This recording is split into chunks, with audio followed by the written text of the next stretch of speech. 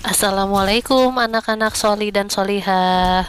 Bertemu lagi di tema 5 PPKN.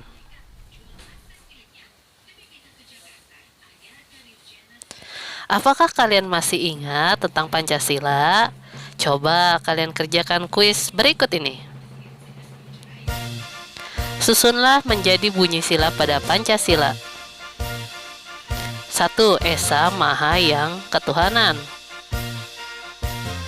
Pertama, ketuhanan yang Maha Esa dengan lambang bintang. Kedua, dan adil yang kemanusiaan beradab, menjadi kemanusiaan yang adil dan beradab dengan lambang rantai. Ketiga, Persatuan Indonesia disusun menjadi Persatuan Indonesia dengan lambangnya yaitu pohon beringin. Keempat, kerakyatan dipimpin hikmat dalam perwakilan yang oleh kebijaksanaan permusyawaratan, menjadi kerakyatan yang dipimpin oleh hikmat kebijaksanaan dalam permusyawaratan perwakilan. Kelima, sosial seluruh Indonesia, keadilan bagi rakyat, menjadi keadilan sosial bagi seluruh rakyat Indonesia. Kalian luar biasa. Penjelasan sila keempat. Sila keempat dilambangkan dengan kepala banteng. Di alam, banteng merupakan hewan yang gemar berkumpul. Kemanapun pergi, banteng selalu berkelompok dengan dipimpin oleh seekor banteng pilihan. Hal tersebut sama halnya dengan musyawarah di mana orang-orang harus berkumpul untuk mendiskusikan sesuatu. Demi kepentingan bersama, bangsa Indonesia harus selalu satu tujuan, selalu bersepakat, serta mengutamakan kebersamaan. Bangsa yang beragama, menjunjung tinggi kemanusiaan, dan selalu bersatu akan mudah menghadapi segala rintangan. Semua kesulitan diselesaikan dengan bermusyawarah. Keputusan yang didapatkan dari musyawarah dilaksanakan dengan tulus dan sungguh-sungguh. Beberapa nilai sila keempat yaitu tidak memaksakan kehendak kepada orang lain,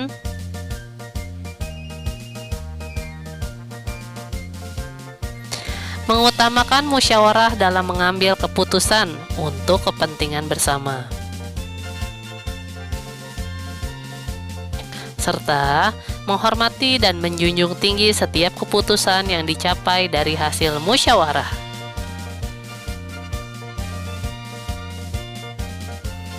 Penjelasan sila kelima. Sila kelima dilambangkan dengan padi dan kapas. Padi dan kapas menggambarkan kebutuhan hidup dasar manusia, yaitu pangan atau padi dan sandang atau kapas. Simbol ini bermakna tercukupinya kebutuhan hidup rakyat Indonesia secara adil, karena setiap rakyat memiliki hak dan kesempatan yang sama untuk sejahtera. Bangsa yang beragama, menjunjung tinggi kemanusiaan, serta hidup penuh kebersamaan dan persatuan akan mudah mewujudkan keadilan bagi sesama, menjunjung hak sesama, dan tidak mementingkan diri sendiri. Nilai-nilai yang terkandung dalam sila kelima Pancasila meliputi: yang pertama, mewujudkan keadilan dalam kehidupan bermasyarakat dan bernegara, terutama meliputi bidang politik, ekonomi, sosial, budaya, dan pertahanan keamanan. Yang kedua, bersikap adil dan suka memberi pertolongan kepada orang lain.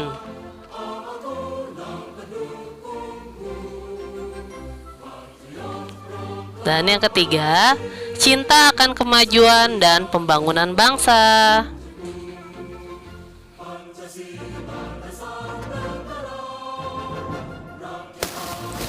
Sikap kepahlawanan dan patriotisme telah ditunjukkan oleh para pejuang kita. Pengorbanan harta, jiwa, dan raga hingga tetes darah terakhir telah mereka persembahkan. Semua itu demi kejayaan bangsa dan negara Indonesia. Kita sebagai anak bangsa yang hidup di zaman kemerdekaan sudah semestinya mengisi dengan hal-hal yang dapat memajukan negeri ini. Kita perlu meneladani sikap kepahlawanan dan patriotisme dalam upaya memajukan bangsa. Bagaimanakah upaya kita untuk meneladani sikap kepahlawanan dan patriotisme dalam kehidupan sehari-hari pada masa kini? Yang pertama, rela berkorban. Kita bisa meneladani sikap rela berkorban dari para pahlawan dalam kehidupan masa kini. Misalnya rela menolong korban bencana. Terlebih pada saat ini Indonesia tertimpa banyak musibah. Bencana tsunami, tanah longsor, gempa bumi, gunung meletus, banjir, kebakaran, dan pencemaran lingkungan terjadi silih berganti di berbagai daerah. Bencana yang terjadi telah menelan banyak korban. Ribuan orang kehilangan keluarga, tempat tinggal, dan harta benda. Bantuan dari kita sangat mereka harapkan. Yang kedua, keperkasaan, keberanian, dan ketegasan. Keperkasaan, keberanian, dan ketegasan yang telah dicontohkan oleh para pejuang harus kita teladani dalam kehidupan berbangsa dan bernegara saat ini dan pada masa mendatang. Sikap demikian harus dipertahankan demi menjaga nama baik bangsa dan negara di mata dunia.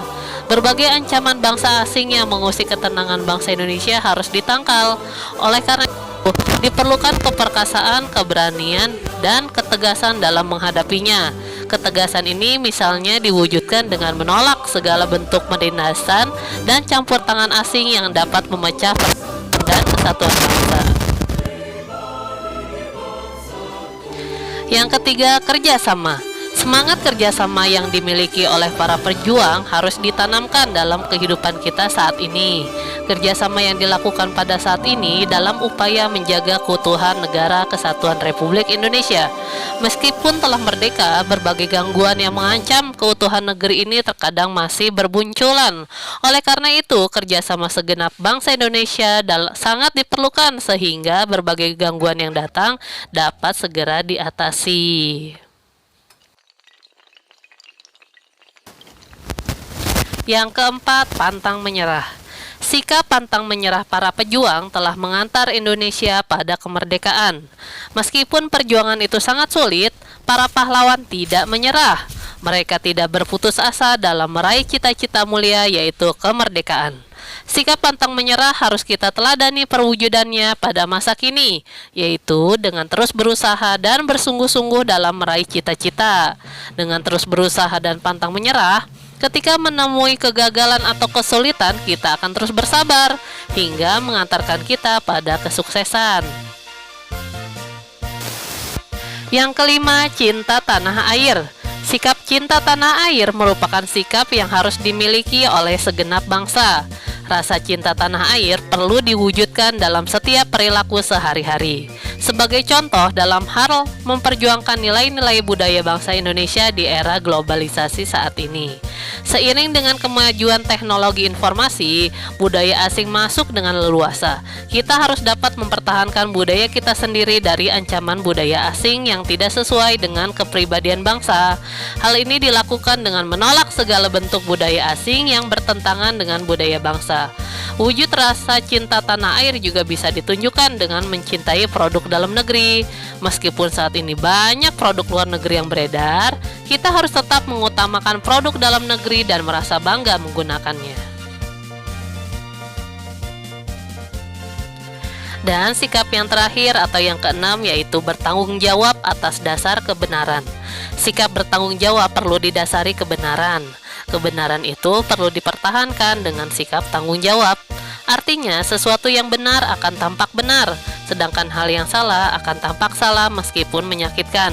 Dengan meneladani sikap ini membawa ketenangan dalam bertindak.